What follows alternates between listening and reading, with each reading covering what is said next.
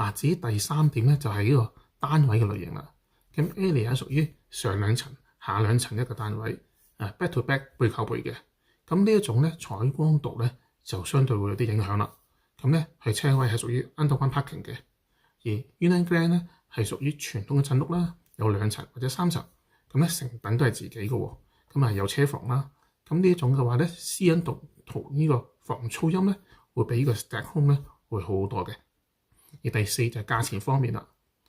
Alia 咧係由69萬9起，而 Union Grand 咧係由89萬9起。咁咧呢兩個嘅盤咧個價錢咧就相差20萬起步啦。咁就位置就咁近啦。咁你會選擇一個平20萬嘅 stack town home 啊，定係會諗住俾多少少買個 freehold townhouse咧？嗱，我歡迎大家留言話俾我知，你點諗？